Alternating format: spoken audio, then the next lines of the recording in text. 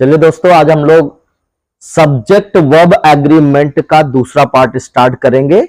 जैसा कि आपको पहले वीडियो में बताया जा चुका है कि सब्जेक्ट वर्ब एग्रीमेंट क्या होता है, लेकिन फिर भी आपको ये एक्सरसाइज करवाने से पहले मैं चाहता हूं कि थोड़ा सा रेफरेंस पहले वाले वीडियो का दे दिया जाए, पहले वाले कॉन्सेप्ट को समझा दिया जाए थोड़ा सा, क्योंकि जो लोग वीडियो नहीं देखे हैं पहला वाला उसको जरूर देख लेंगे, क्योंकि आज का ये जो टॉपिक लिया गया है ये उसी के आगे का पार्ट है, यानी कि पार्ट नंबर 2 है, यानी जिसमें सब्जेक्ट वर्ब को लेकर के आज कुछ एक्सरसाइज हम लोग करेंगे।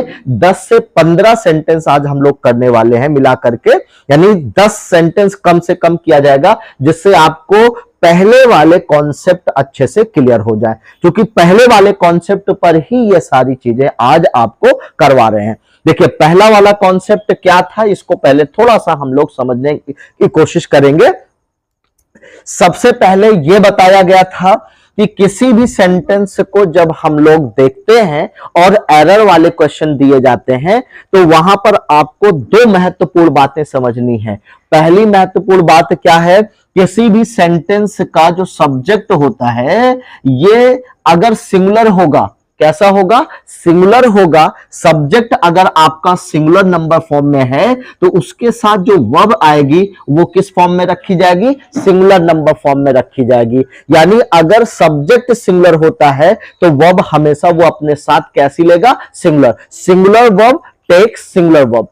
अगर आप यही चीज इस तरह से समझें कि सब्जेक्ट आपका कैसा होगा, प्लूरल होगा, तो आने वाली वर्ब कैसी होगी, प्लूरल होगी। यानी singular subject will take singular verb and plural subject will take plural verb. यानी सिंगुलर सब्जेक्ट के साथ सिंगुलर वर्ब का इस्तेमाल किया जाता है और प्लूरल सब्जेक्ट के साथ प्लूरल वर्ब का इस्तेमाल करते हैं। ये बातें अच्छे से वहां पर समझाई जा चुकी है। एक दो बातें वहां पर और भी क्लियर की गई थी कि जब किसी वर्ब को आप सिंगुलर बनाना चाहें तो वर्ब की फर्स्ट फॉर्म के साथ यस या ईएस ऐड करना पड़ता है। यानी किसी वर्ब को सिंगुलर बनाने के लिए वर्ब की फर्स्ट फॉर्म के साथ क्या करेंगे, यस या ईएस लगा देंगे तो वर्ब क्या बन जाएगी, सिंगुलर वर्ब बन जाएगी। लेकिन इसका बिल्कुल ऑपोजिट होता है सब्जेक्ट वाले कॉन्सेप्ट में। यानी कि सब्जेक्ट आपका कोई नाउन हो सकता है, कोई प्रोनाउन हो सकता है। यानी कि नाउन अगर आपका सिंगुलर होगा और उसे प्लूरल बनाना चाहते हैं तो वहां पर नाउन को क्या करना पड़ता है, यस या यस लगा करके प्लूरल बनाया जाता है। वैसे तो सिंगुलर से प्लूरल बनाने के और बहुत सारे कॉन्सेप्ट है, बहुत सारे रूल्स हैं, लेकिन जनरली हम लोग क्या करते हैं, किसी सब्जेक्ट को यानी किसी नाउन को जब सिंगुलर से प्लूरल बनाते हैं तो यस या ईएस लगा करके ही बनाते हैं। ऐसे ही यहां पर वर्ब की अगर हम बात करें तो वर्ब का जो बेस फॉर्म होता है, रूट फॉर्म होता है, जिसे ओरिजिनल फॉर्म कहते हैं या first form of the main verb कहा जाता है।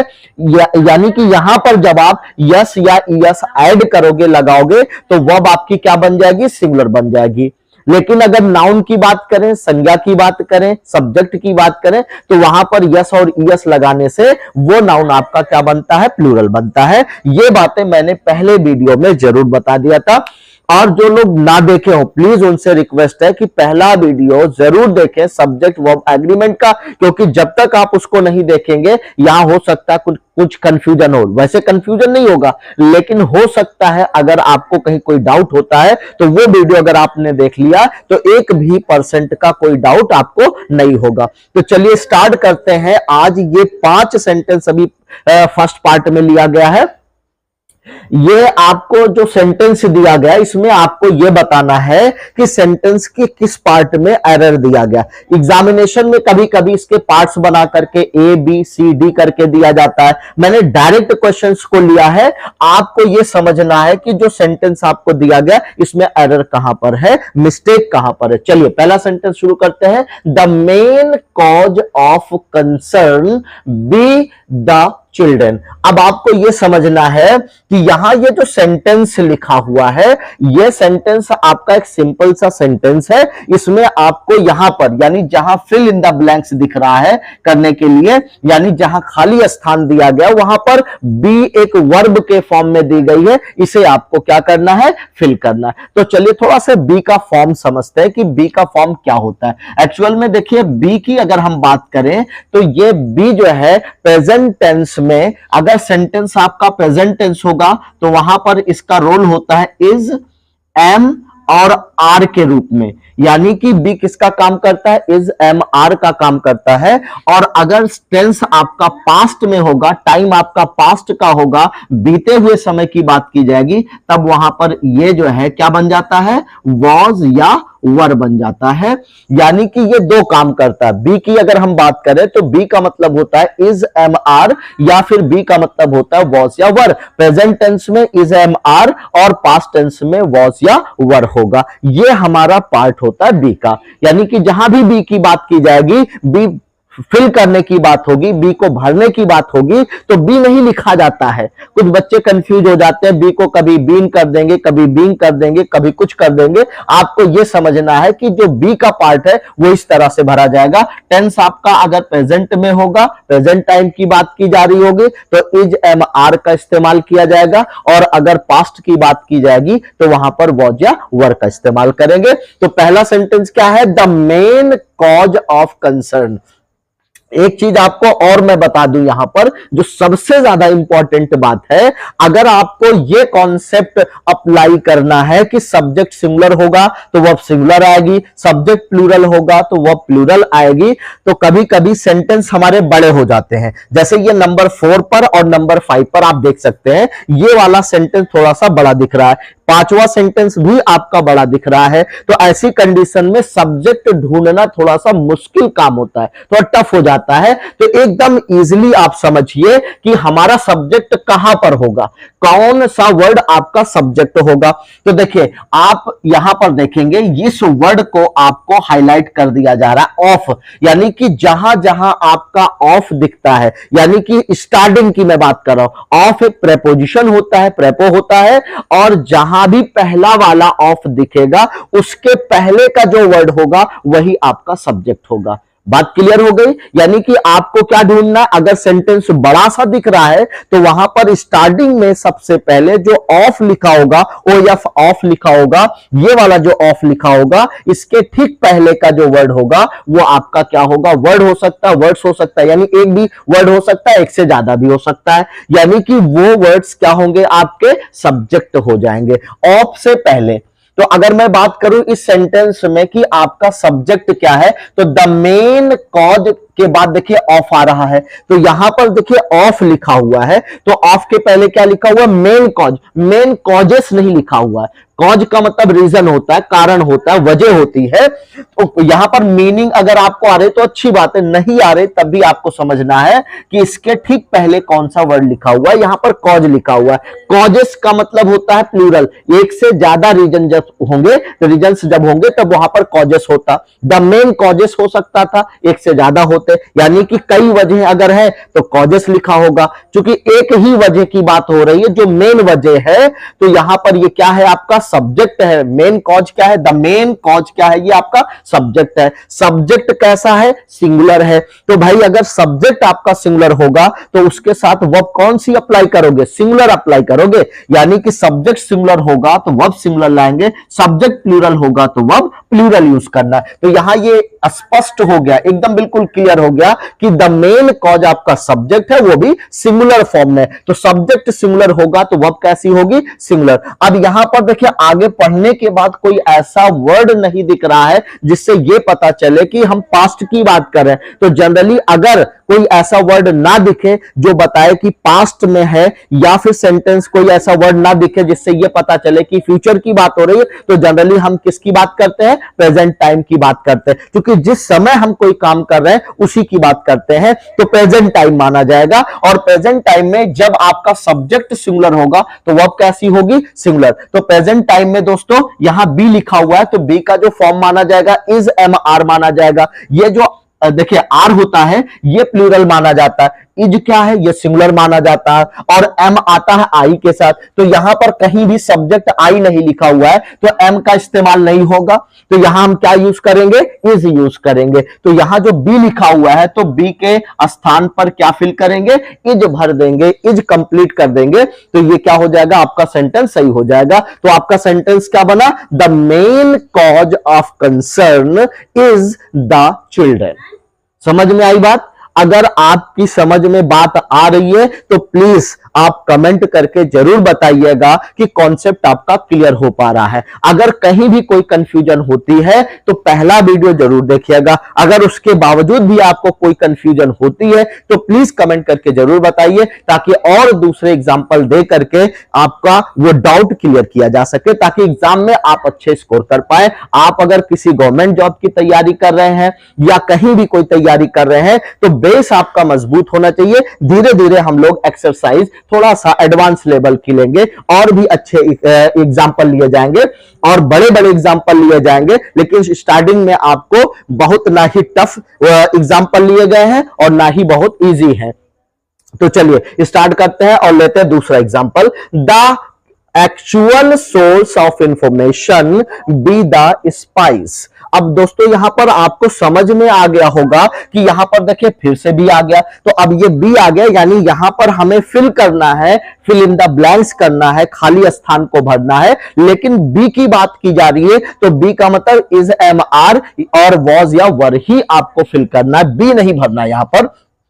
तो आपको क्या करना है, सबसे पहले देखना है कि आपका सब्जेक्ट क्या। चूंकि हम जो सेंटेंस पढ़ रहे हैं, ये एक्सरसाइज कर रहे हैं, सब्जेक्ट वर्ब एग्रीमेंट पर आधारित है। यानी कि सब्जेक्ट और वर्ब के बीच में जो एग्रीमेंट किया जाता है उसकी बात हम कर रहे हैं। एग्रीमेंट का मतलब यहां पर है कि सब्जेक्ट के अकॉर्डिंग वर्ब का इस्तेमाल होगा और वर्ब के अकॉर्डिंग सब्जेक्ट का इस्तेमाल किया जाता है, और दोनों के बीच में यह रिलेशन होना चाहिए, यह रिश्ता होना चाहिए कि सब्जेक्ट सिंगुलर होगा तो वर्ब सिंगुलर आएगी, सब्जेक्ट प्लूरल होगा तो वर्ब प्लूरल आएगी। लेकिन बड़े सेंटेंसेस में सब्जेक्ट को ढूंढना थोड़ा सा टफ होता है। तो यहां पर आपको कॉन्सेप्ट बता दिया गया है कि देखिए अभी और भी थोड़ी टिपिकल सिचुएशन आ जाएगी जहां पर ऑफ के अलावा यानी कि और भी कंडीशंस बताई जाएगी जो सब्जेक्ट आपका होगा, क्योंकि एक ही जगह पर एक ही चीज अप्लाई हर जगह नहीं कर सकते हैं।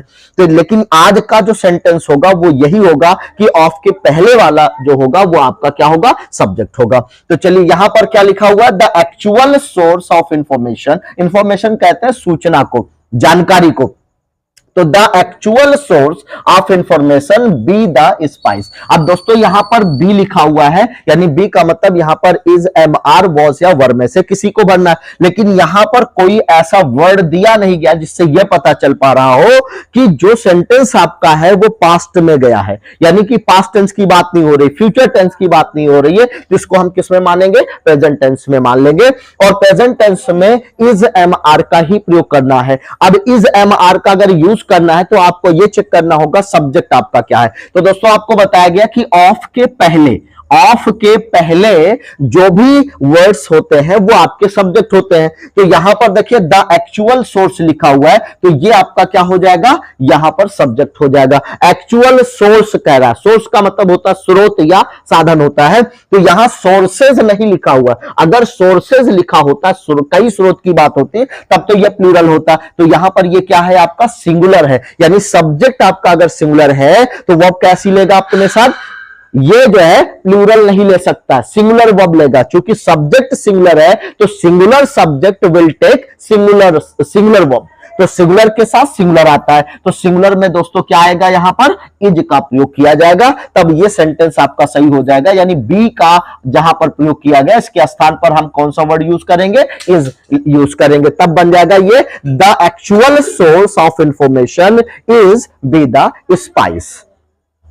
आई होप कि एक एक चीज आपका क्लियर हो रहा है। चलिए नेक्स्ट सेंटेंस लेते हैं। सेंटेंस नंबर 3 है the quality of apples good लिखा हुआ है। अब the quality of apples good लिखा हुआ है, यहां पर भी ना पास्ट की बात हो रही है ना फ्यूचर की बात हो रही है। दोस्तों यहां पर आपको क्या यूज करना है, इज, एम, आर में से किसी एक को यूज करना, जबकि यहां पर ना ही कहीं बी लिखा हुआ है ना ही कहीं पर कोई और वर्ड लिखा हुआ है। लेकिन आपको पहले सब्जेक्ट ढूंढना है। तो सब्जेक्ट कहां मिलेगा, पहले आइए ऑफ के पास। अब ऑफ के पहले जो भी होगा वो आपका सब्जेक्ट होगा दोस्तों। तो यहां पर द क्वालिटी लिखा हुआ है, तो क्वालिटी क्या है आपका, यहां क्वालिटीज लिखा होता है तो प्लूरल होता है, क्वालिटी लिखा हुआ है तो ये सिंगुलर है। Singular subject will take singular verb, तो सिंगुलर के साथ सिंगुलर वर्ब आएगी, तो यहां पर सिंगुलर की बात हो रही है, इसलिए आपका यहां पर सिंगुलर वर्ब क्या होगा, इज होगा। ठीक है, तो यहां पर इज एम आर का यूज आपने भी देखा कि इज एम आर का यूज कहां होता है, और साथ ही साथ आप चेक करते जाइएगा,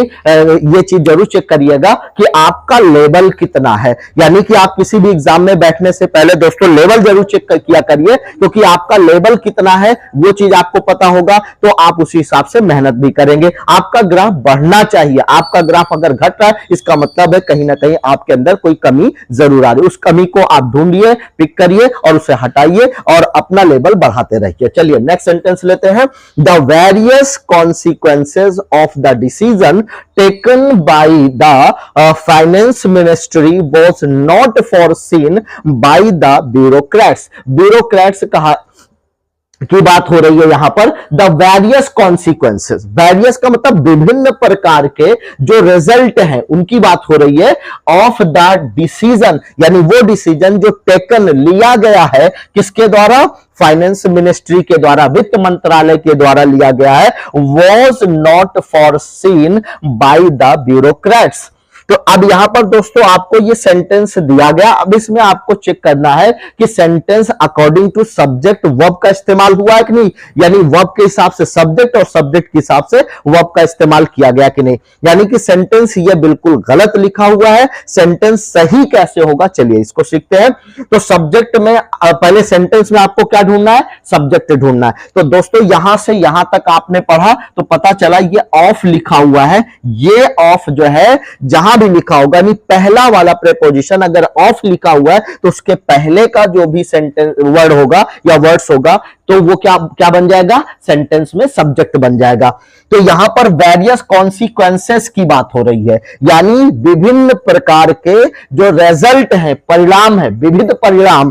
तो यहां पर एक परिणाम की बात नहीं हो रही, कई परिणाम की बात हो रही, कई रिजल्ट्स की बात हो रही है। तो ये आपका प्लूरल सब्जेक्ट है। अगर सब्जेक्ट आपका प्लूरल है तो वर्ब कैसी लेगा अपने साथ, प्लूरल वर्ब लेगा, यानी singular subject will take singular verb and plural subject will take plural verb. तो यहां पर आपका सब्जेक्ट क्या है, प्लूरल है, तो वर्ब भी प्लूरल होनी चाहिए। चलिए ढूंढते हैं इसकी वर्ब कहां पर है। तो the various consequences of the decision taken by the finance ministry was, दोस्तों जैसे ही आपने देखा वॉज, ये आपकी वर्ब हो गई।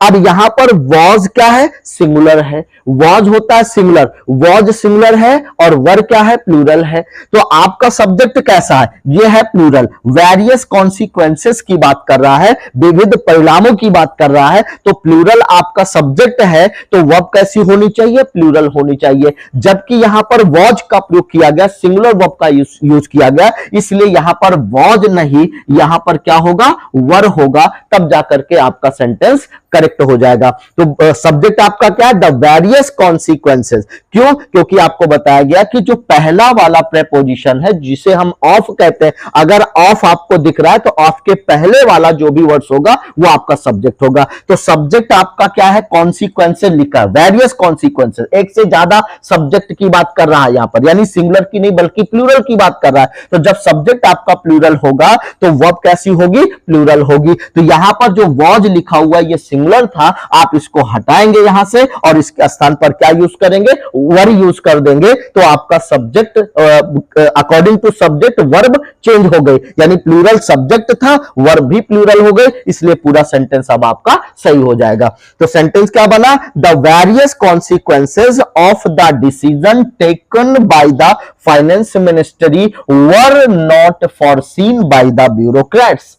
ये स्पेलिंग आप दोस्तों जरूर देख लीजिएगा, ब्यूरोक्रेट्स, इसकी स्पेलिंग मिस स्पेल्ड के रूप में पूछी जाती है जब ब्यूरोक्रेट्स की स्पेलिंग की बात की जाती है, यानी कि स्पेलिंग वाले भी वर्ड्स आते हैं। आपको 4 वर्ड्स दे दिया जाता है, कभी पूछेगा इसमें से एक वर्ड ऐसा बताइए जिसकी स्पेलिंग सही है, और कभी कभी ऐसा होता है कि 3 स्पेलिंग आपकी सही होगी, एक स्पेलिंग गलत होगी, एक वर्ड की स्पेलिंग गलत होगी, उसको छांटने के लिए पूछा जाता है। इस पर भी क्वेश्चन आते हैं, तो उसमें से आप देख लेंगे किसी ना किसी परीक्षा में ब्यूरोक्रेट्स नाम का ये वर्ड्स पूछा जा चुका है, तो इसलिए इसकी स्पेलिंग आप जरूर देख लीजिएगा।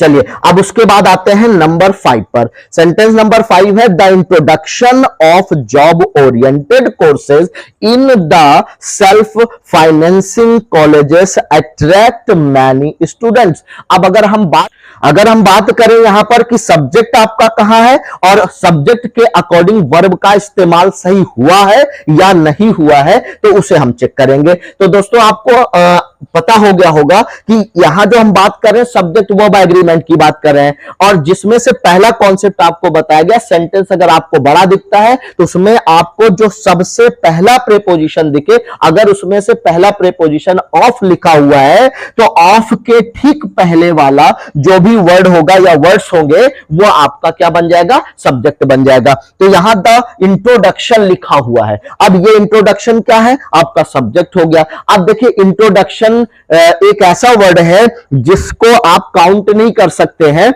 या अनकाउंटेबल में आएगा। तो देखिए कुछ ऐसे नाउन होते हैं जिन्हें आप जो है क्या मानेंगे, सिंगुलर मानेंगे। कुछ ऐसे नाउन होते हैं जिनको क्या माना जाता है, सिंगुलर माना जाता है। जैसे कलेक्टिव नाउन की अगर हम बात करें तो जितने भी कलेक्टिव नाउन होते हैं वो एज ए कलेक्शन यूज होते हैं, ग्रुप के एक समूह के रूप में होते हैं। संख्या उसमें एक से ज्यादा होती है लेकिन उनको क्या कंसीडर किया जाता है, ग्रुप माना जाता है, एक ग्रुप माना जाता है। इसलिए जितने भी कलेक्टिव नाउन होते हैं वो हमेशा क्या होते हैं, सिंगुलर होते हैं। कलेक्टिव नाउन क्या होते हैं, सिंगुलर फॉर्म में माने जाते हैं। तो सब्जेक्ट सिंगुलर होगा तो वर्ब सिंगुलर होगी। दूसरी चीज, जितने भी एब्स्ट्रैक्ट नाउन होते हैं, एब्स्ट्रैक्ट नाउन की अगर हम बात करें तो एब्स्ट्रैक्ट नाउन भी आपके क्या होते हैं, ये आपके क्या माने जाते हैं, सिंगुलर माने जाते हैं। ऐसे ही मैटेरियल नाउन की अगर हम बात करें तो मैटेरियल नाउन भी क्या माने जाते हैं, सिंगुलर माने जाते हैं। तो जब सब्जेक्ट की पहचान हम कर पाएंगे कि ये सिंगुलर है या प्लूरल है, तो उसी के अकॉर्डिंग हमको वर्ब का इस्तेमाल करना है। तो सब्जेक्ट सिंगुलर होता है तो वर्ब सिंगुलर आती है, सब्जेक्ट प्लूरल होता है तो वर्ब भी प्लूरल आती है। तो यहां पर इंट्रोडक्शन जो लिखा हुआ है ये आपका क्या है, सिंगुलर सब्जेक्ट है। अगर सब्जेक्ट सिंगुलर है तो वर्ब भी सिंगुलर आनी चाहिए। अब इसमें हम चेक करेंगे कि क्या वर्ब आई है, और अगर वर्ब आई है तो वो सिंगुलर है कि नहीं। अगर सिंगुलर नहीं है तो उसको सिंगुलर बनाइए और सेंटेंस अपना सही कर लीजिए। तो the introduction of job oriented courses in the self financing colleges attract. दोस्तों यहां पर आपकी ये वर्ब लिखी हुई है, अट्रैक्ट लिखा हुआ है। अट्रैक्ट देखिए कभी कभी वर्ब आपकी हेल्पिंग वर्ब के फॉर्म में दिखेगी, कभी कभी मेन वर्ब के फॉर्म में दिखेगी, एक्शन वर्ब के फॉर्म में दिखेगी। तो जब एक्शन वर्ब के फॉर्म में हो, मेन वर्ब के फॉर्म में हो, तो उसे सिंगुलर कैसे बनाया जाता है, जब वर्ब की फर्स्ट फॉर्म की बात करते हैं तो वो हमेशा प्लूरल होती है, रूट फॉर्म हमेशा प्लूरल फॉर्म में मानी जाती है। जब उसे सिंगुलर बनाना हो तो यस या ईएस लगा करके हम क्या करते हैं, वर्ब को सिंगुलर बना लेते हैं। तो ये बात मैंने पहले वीडियो में बताया है, बहुत अच्छे से क्लियर कट समझाया है कि कहां यस आता है, कहां ईएस आता है, कब वर्ब सिंगुलर बनती है, कब वर्ब प्लूरल बनती है, कौन सा नाउन सिंगुलर होता है, कौन सा प्लूरल होता है। इसके पहले वाले वीडियोस में बताया जा चुका है, तो उसको जरूर देख लीजिएगा। तो ये सब्जेक्ट आपका कैसा निकला, सिंगुलर। तो दोस्तों यहां पर अगर हम बात करें सब्जेक्ट हमारा क्या आया, सब्जेक्ट क्या है, ये सिंगुलर। अगर सब्जेक्ट सिंगुलर है तो वर्ब सिंगुलर होनी चाहिए, और वर्ब सिंगुलर कब बनेगी, जब यस या ईएस लगाएंगे। तो अट्रैक्ट लिखा हुआ है तो ये क्या बन जाएगा, अट्रैक्ट कर देंगे आप। तो सब्जेक्ट सिंगुलर था इसलिए वर्ब को क्या करना पड़ेगा, सिंगुलर बनाना है। तो वर्ब सिंगुलर कब बनेगी, जब उसमें यस या ईएस लगा देंगे। तो यस लगाने से वर्ब आपकी सिंगुलर बन जाएगी, और सब्जेक्ट आपका सिंगुलर था तो वर्ब भी सिंगुलर हो गई। अब आपका सेंटेंस बिल्कुल करेक्ट हो गया। आई होप कि ये सारे पॉइंट्स आपके क्लियर हो गए होंगे। चलिए अब आते हैं question number next. Knowledge of at least 2 languages are required to pass the examination. To pass the examination. अगर हम इसकी बात करते हैं तो ये सेंटेंस एक इंपॉर्टेंट सेंटेंस है, कई बार ये कॉम्पिटिटिव एग्जाम्स में पूछा जा चुका है। तो चलिए इसको देखते हैं कि कहां पर सेंटेंस एरर बता रहा है, कहां पर गलतियां की गई है इस सेंटेंस में।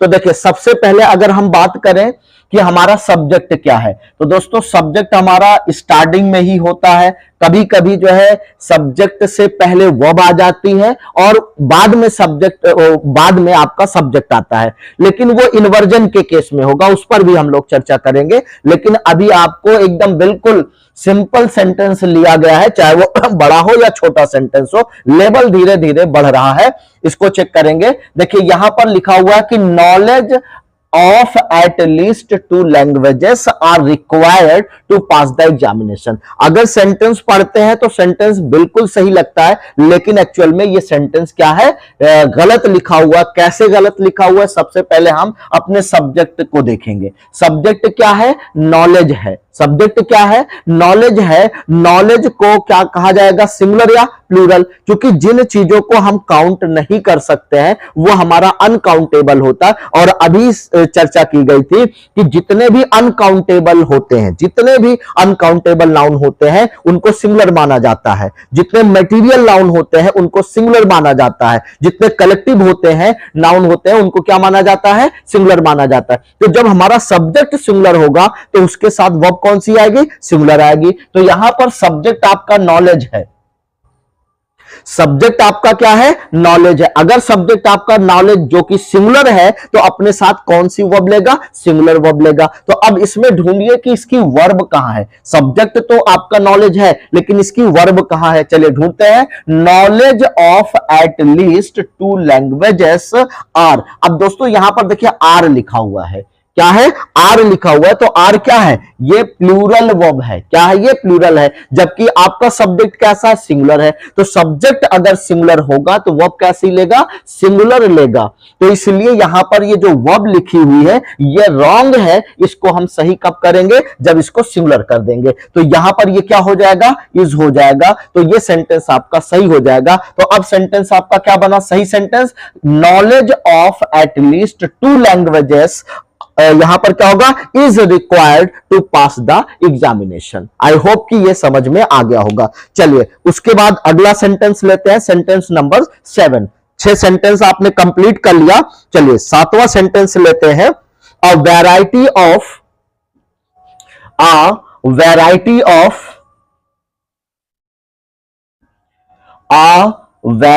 ऑफ दोस्तों पेन पेपर लेकर जरूर बैठिएगा, ताकि एक एक क्वेश्चन आप नोट डाउन भी करते चले, और जहां दिक्कत होगी वहां पर आप वीडियो को पॉज करके उसके बाद स्क्रीनशॉट ले लेंगे, ताकि आपके काम में आए वो। चलिए क्वेश्चन नंबर 7 मेरा है कि a variety of pleasant item,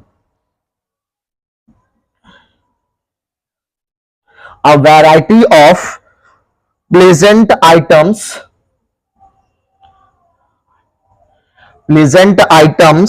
in the shop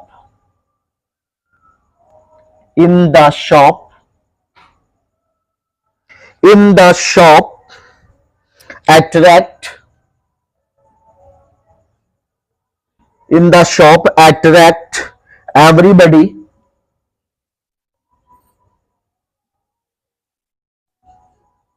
ये सेंटेंस है। जरा इसको ढूंढ करके बताइए, इस सेंटेंस को पढ़िए पहले, उसके बाद बताइए कि सेंटेंस में कहां पर एरर दिया गया है, कैसे इसको सही किया जा सकता है। जैसे कि पहले ही बात हो चुकी है कि हमारा सब्जेक्ट अगर सिंगुलर होगा तो वह सिंगुलर लेगा, अगर सब्जेक्ट प्लूरल होगा तो वह प्लूरल आएगी। तो यहां पर आपको चेक क्या करना है कि सब्जेक्ट आपका है कहां पर। तो ऑफ के पहले का जो वर्ड होगा, आपके पहले जो आएगा वो हमारा सब्जेक्ट होगा। अब वैरायटी लिखा हुआ है, वैरायटी लिखा हुआ है, तो यहां पर दोस्तों वैसे भी एक वैरायटी की बात हो रही है। किसकी बात हो रही है, एक वैरायटी की बात हो रही है। A variety of pleasant items, इसको मत देखिएगा कि आइटम्स लिखा हुआ है ये प्लूरल है, ये सब्जेक्ट है, नहीं।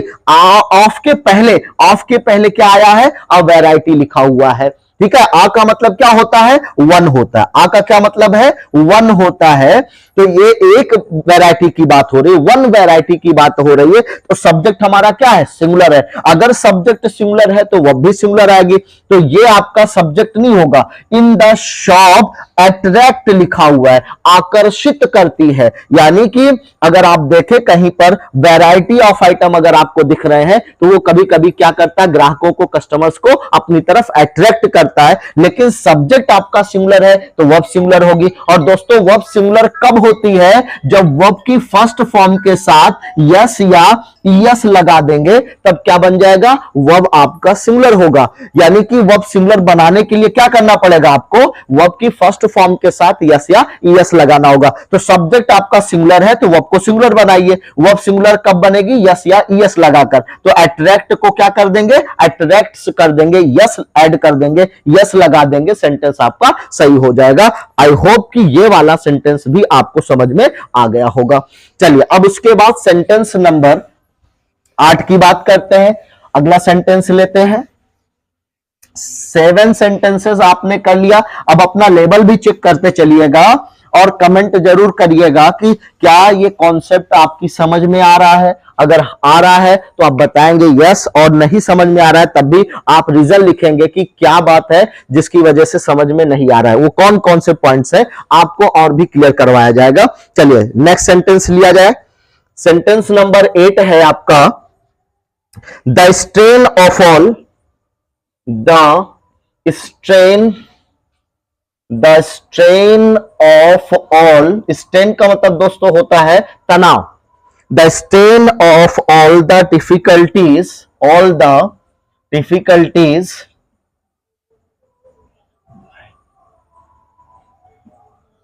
the strain of all the difficulties and vexation and vexation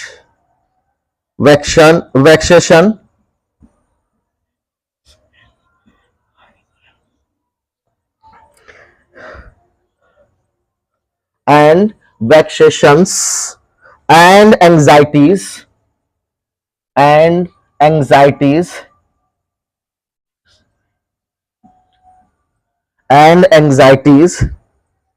are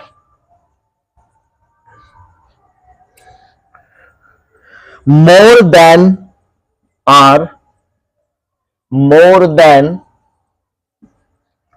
than he could bear,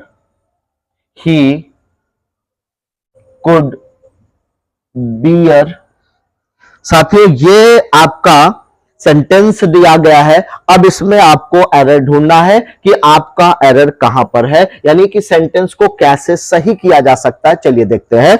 अगर आपने पूरा कॉन्सेप्ट अच्छे से मन लगा के पढ़ा होगा तो अब सब्जेक्ट ढूंढने में आपको दिक्कत नहीं होगी कि आपका सब्जेक्ट क्या है। तो दोस्तों यहां पर आप बताएंगे सब्जेक्ट आपका क्या है। सबसे पहले आपको पहला प्रेपोजिशन यानी कि ऑफ लिखा हुआ है तो उसे ढूंढना है। तो ऑफ आपको मिल गया, इसके ठीक पहले क्या लिखा हुआ है, द स्ट्रेन लिखा हुआ है, स्ट्रेन्स नहीं लिखा हुआ है। एक से ज्यादा तनाव की बात नहीं की जा रही, तनाव की बात की जा रही है, ठीक है। तो यहां स्ट्रेन्स नहीं लिखा हुआ, सिंगुलर लिखा हुआ है।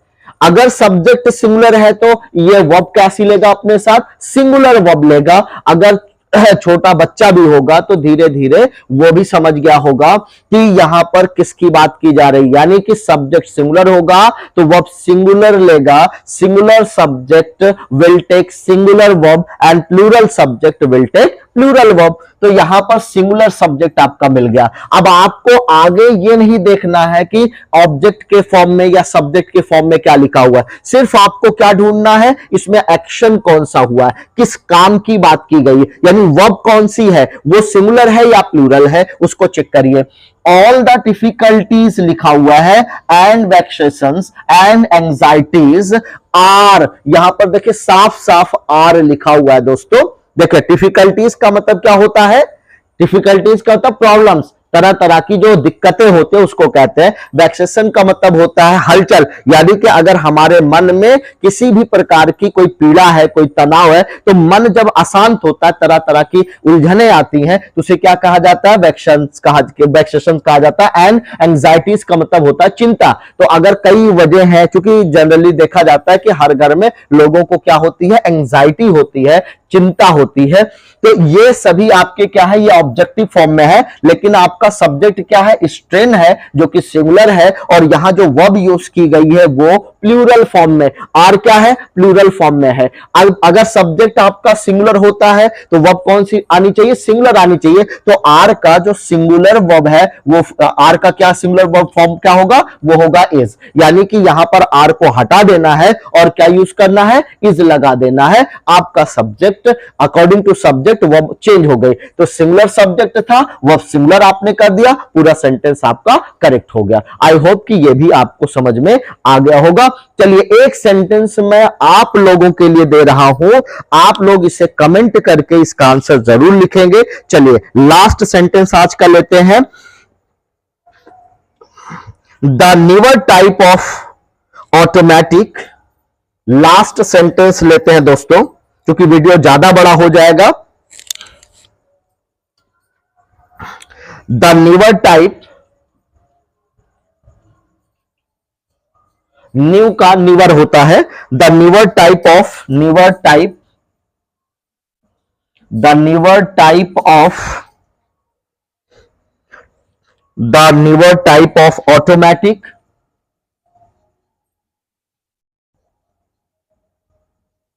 automatic machines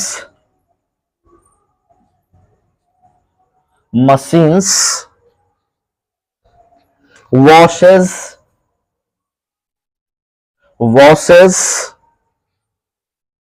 the clothes